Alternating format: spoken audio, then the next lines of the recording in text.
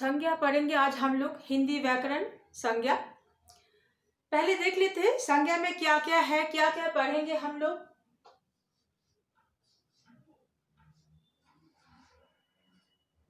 संज्ञा संज्ञा में हम लोग क्या क्या पढ़ेंगे एक बार पहले वो देख लेंगे। पहले हम लोग पढ़ेंगे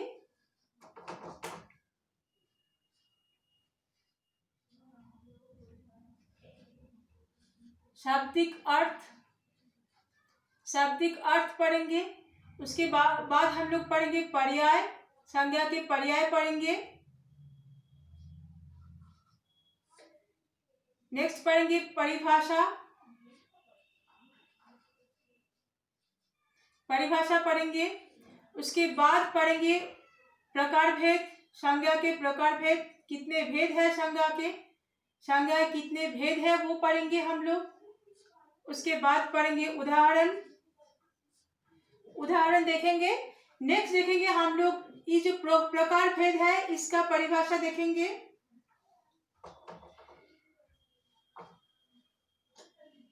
प्रकार भेद की परिभाषा देखेंगे। प्रकार भेद की परिभाषा, फिर इसके उदाहरण। इसके उदाहरण हम लोग देखेंगे। हम लोग सीरियल वाइज पढ़ेंगे। शाब्दिक अर्थ, पर्याय, परिभाषा, प्रकार भेद, उदाहरण। उदाहरण प्रकार भेद की परिभाषा, फिर नेक्स्ट उसके उदाहरण। हम लोग ऐसे पढ़ेंगे।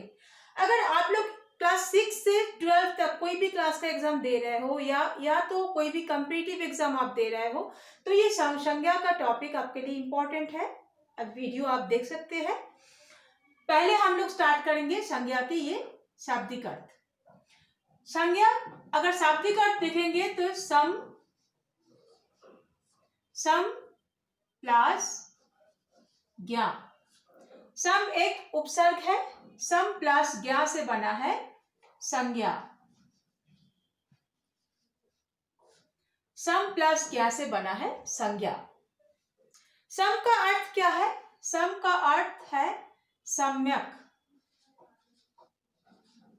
सम्यक प्लस ज्ञा का अर्थ है ज्ञान। ज्ञान तो संपूर्ण ज्ञान कराने वाला। इसका अर्थ संपूर्ण ज्ञान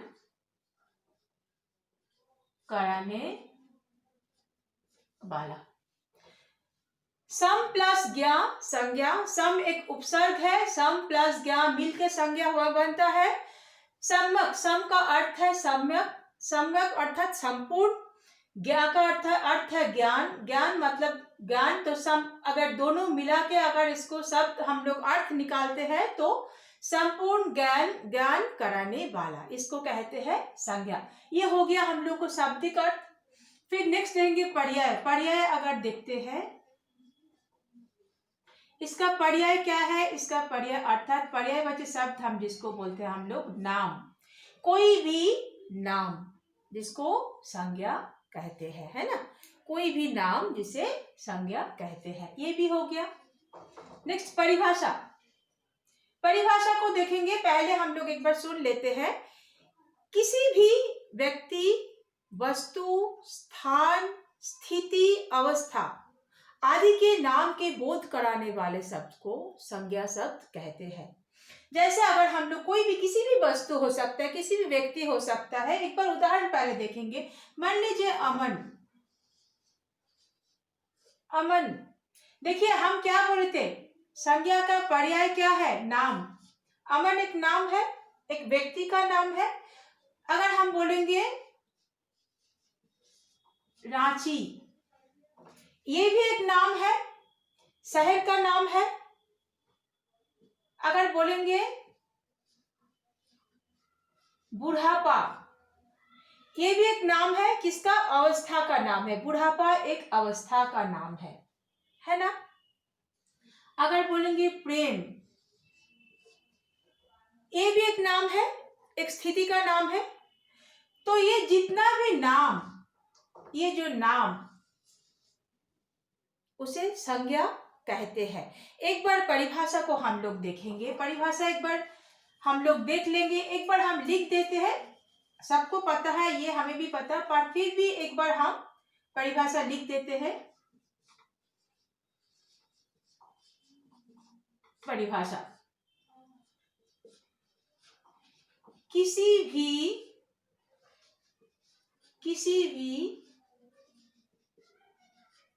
व्यक्ति, वस्तु, स्थान, अवस्था, स्थिति,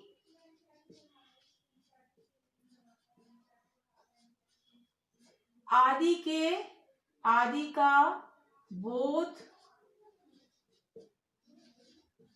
कराने वाला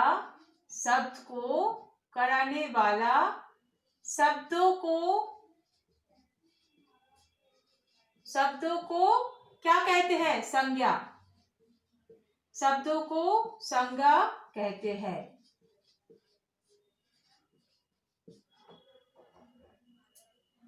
संज्ञा की परिभाषा अगर देखेंगे तो किसी भी व्यक्ति, वस्तु, स्थान, अवस्था, स्थिति आदि का बोध कराने वाले शब्दों को संज्ञा कहते हैं। पहले उदाहरण देखे थे हम लोग, फिर भी एक बार उदाहरण को देखेंगे। जैसे अमन, देखिए व्यक्ति हो गया, व्यक्ति। वस्तु अगर देखेंगे, क्या देख सकते हैं हम लोग? किताब हो गया, वस्तु हो गया। फिर स्थान, रांची एक स्थान है, स्थान हो गया। फिर अवस्था, बुढ़ापा। देखिए, स्थिति आदि का बोध कराने वाला शब्द को संज्ञा कहते हैं। ये सब नाम है। अगर संज्ञा के एक अर्थ में संज्ञा को समझना है तो ये समझिए, कोई भी नाम, चाहे वो व्यक्ति हो, वस्तु हो, स्थान हो, स्थिति हो, अवस्था हो, कोई भी नाम, इसे संज्ञा कहते हैं। संज्ञा का सम्यक, सम प्लस ज्ञा, संज्ञा सम्यक ज्ञान को करते हैं, संपूर्ण ज्ञान कराने वालों को संज्ञा कहते हैं। इसका पर्याय शब्द क्या है? नाम। परिभाषा ये है। संज्ञा का ये भी हो गया, परिभाषा भी हो गया। अभी आएंगे हम लोग प्रकार भेद में। संज्ञा का प्रकार भेद।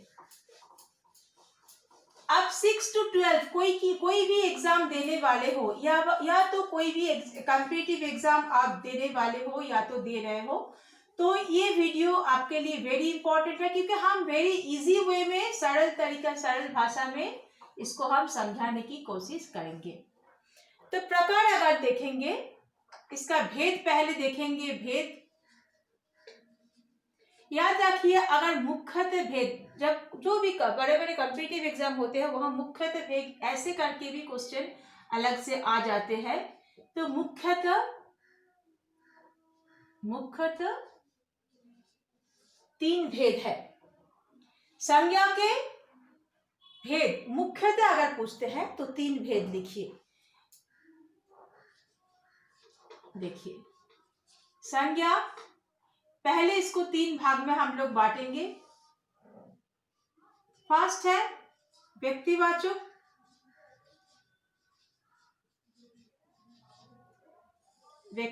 संज्ञा। नेक्स्ट है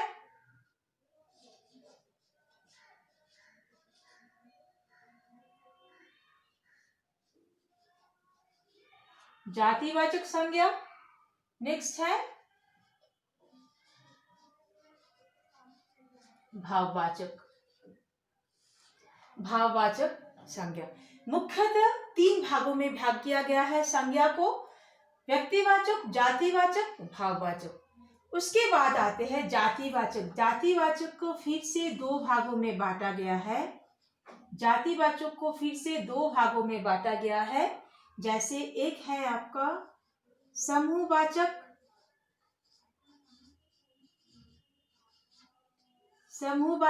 संज्ञा, एंड नेक्स्ट है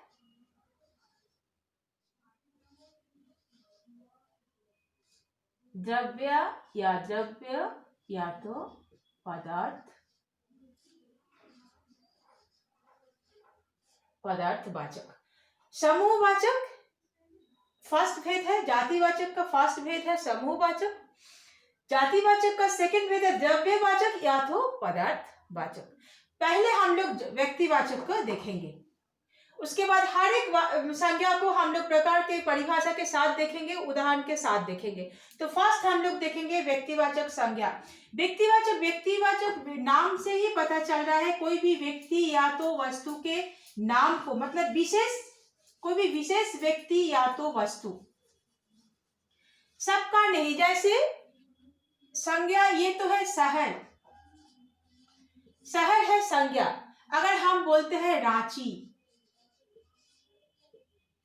ये हो गया आपका व्यक्तिवाचक संज्ञा। और अगर शहर दे दिया तो ये है जातिवाचक संज्ञा। जैसे वस्तु, वस्तु, वस्तु के नाम अगर लेंगे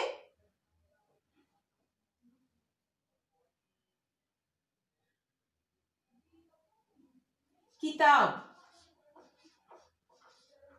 किताब, जब देखिए किताब, ये हो गया जातिवाचक संज्ञा।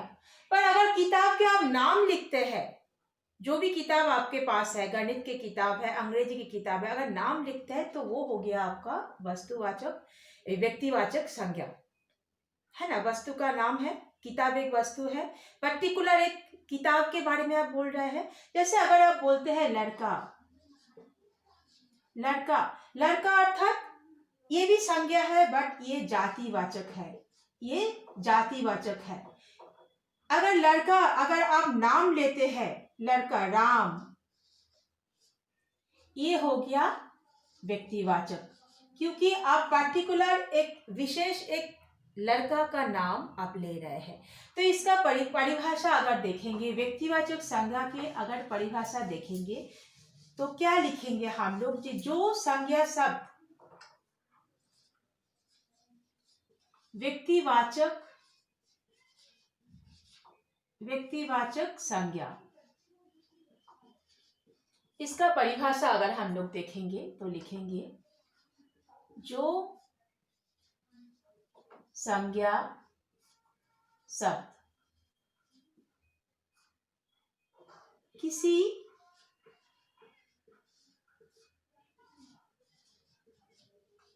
व्यक्ति विशेष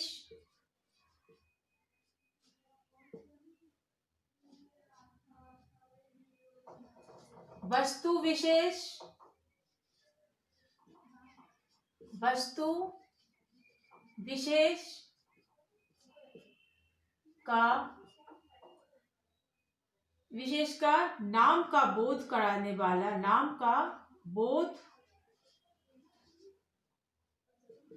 कराते हैं,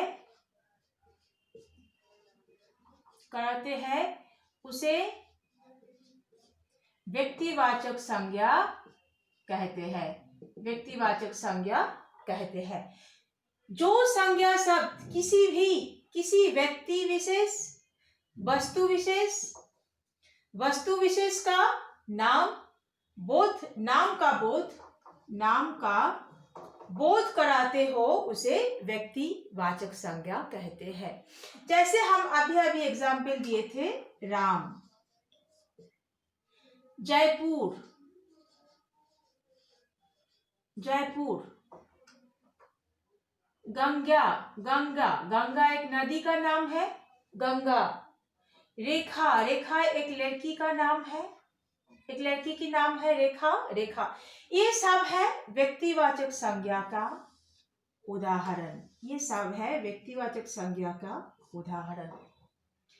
एक बात याद रखिए, इसको आप ऐसे नोट करके लिख सकते हैं, कुछ जातिवाचक संज्ञा शब्द ऐसे हैं जो लगता है वो जातिवाचक शब्द है, संज्ञा शब्द है, पर वो जातिवाचक नहीं होता है। वो समग्र जाति के बारे में ना कहकर कोई विशेष व्यक्ति के बारे में कहते हैं, उसे व्यक्तिवाचक संज्ञा कहते हैं। जैसे एक एग्जाम्पल अगर देखेंगे, पंडित जी पंडित जी भारत के प्रथम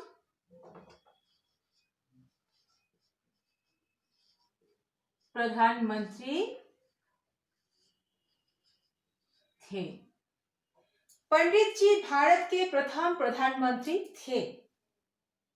पंडित जी, ये सब पंडित जी देखिए लग रहा है पंडित जी एक जातिवाचक है, जातिवाचक संज्ञा है, पर नहीं।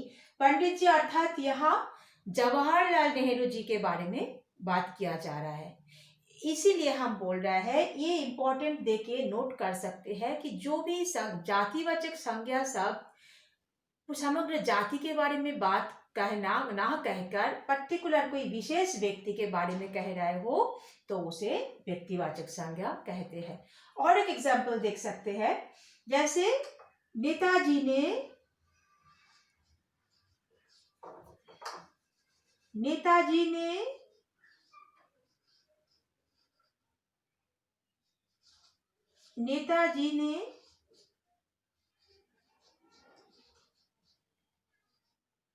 आजाद हिंद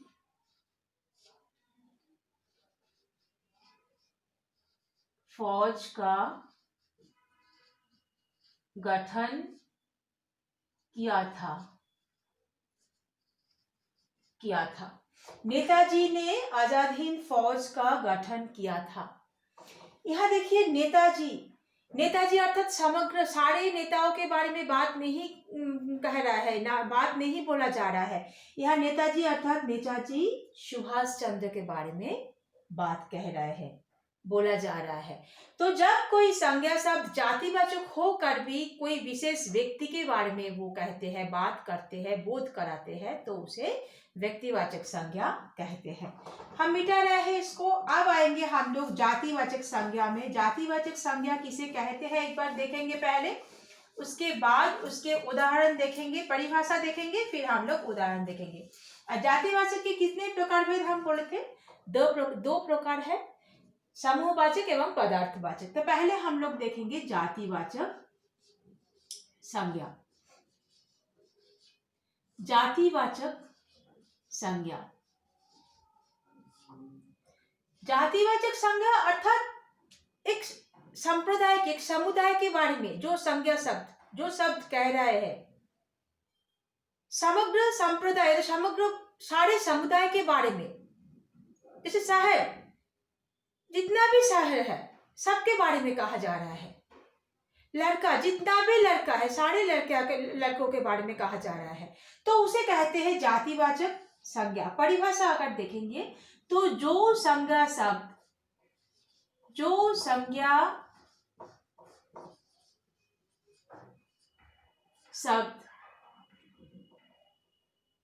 व्यक्ति,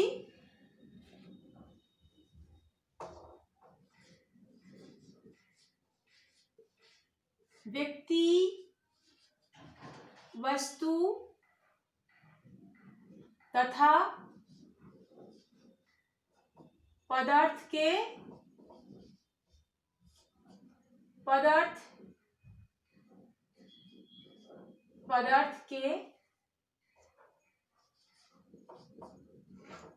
समुदाय के बारे में, समूह या तो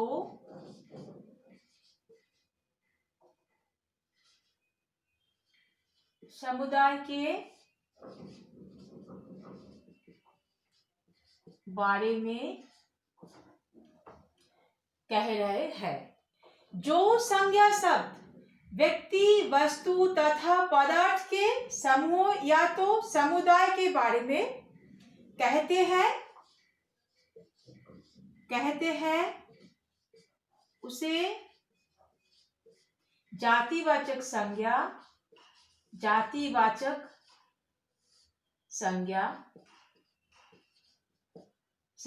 कहते हैं, उसे जातिवाचक संज्ञा कहते हैं। जैसे व्यक्ति अर्थात मनुष्य जाति, अगर हम लोग कहते हैं मनुष्य जाति, पशु, पक्षी, नदी, सागर, झील, कोई भी युद्ध, अगर युद्ध बोलता है तो जातिवाचक, अगर बोलते थे पानीपत का युद्ध तो पानीपत हो जाएगा व्यक्तिवाचक संज्ञा। ऐसे जो समग्र संप्रदाय के बारे में बात कर रहा है जो संज्ञा शब्द, उसे का क्या कहते हैं, जातिवाचक संज्ञा कहते हैं। तो हम लोग ये पता है कि जातिवाचक संज्ञा कितने प्रकार है, इसका प्रकार है 2 प्रकार। क्या क्या है, समूहवाचक, समूहवाचक नंबर 1 में है समूहवाचक, नंबर 2 में है द्रव्यवाचक, या तो पदार्थवाचक,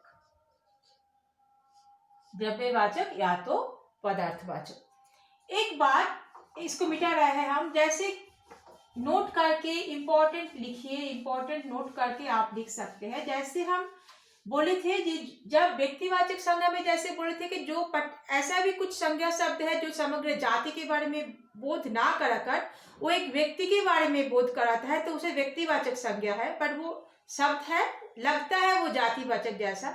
ऐसे ही जैसे कुछ ऐसा भी शब्द है जो जातिवाचक है, जो व्यक्तिवाचक है, पर वो व्यक्तिवाचक है नहीं, वो जातिवाचक, उस व्यक्ति के गुण दोष के आधार पर समग्र जाति के बारे में बोध कराते हैं, वो भी इसीलिए उसे जातिवाचक संज्ञा कहते हैं। जैसे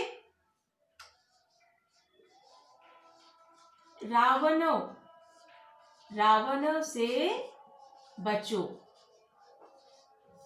रावण, या रामायण में राम रावण वाला रावण नहीं है, रावण के गुण दोष के आधार पर, या तो गुण दोष संपन्न जो जितना भी लड़कों है, सारे लड़कों के बारे में यहाँ बात किया जा रहा है, इसलिए ये हो जाएगा आपका जातिवाचक संज्ञा, ये व्यक्तिवाचक संज्ञा नहीं होगा। और एक बात याद रखिए, जब कोई भाववाचक संज्ञा शब्द जब बहुवचन के रूप में प्रयुक्त होता है तब वो जातिवाचक संज्ञा कहलाते हैं। जैसे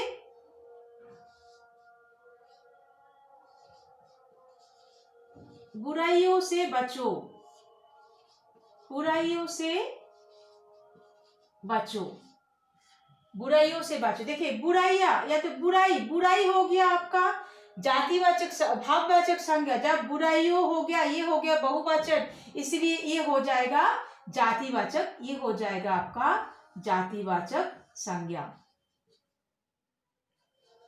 जातिवाचक संज्ञा। तो जातिवाचक संज्ञा के उदाहरण क्या क्या हम लोग देख सकते हैं। उदाहरण, कोई भी नदी, अगर नदी सिर्फ नदी वाला कहा जा रहा है तो ये हो गया आपका जातिवाचक संज्ञा। शहर, लड़का,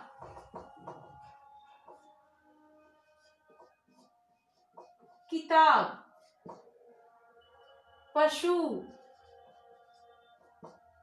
पक्षी, ये सारे हो गया जातिवाचक संज्ञा के उदाहरण। आज हम यही पर क्लास ओवर करते रहे, तो लंबा वीडियो बहुत लंबा हो जाएगा। नेक्स्ट क्लास में ये जो 2 जातिवाचक का जो भेद है, समूहवाचक, द्रव्यवाचक, ये करेंगे, और हम लोग का और एक भाग रह जाएगा संज्ञा के भाववाचक, उसके बारे में हम लोग डिस्कस करेंगे। Thank you.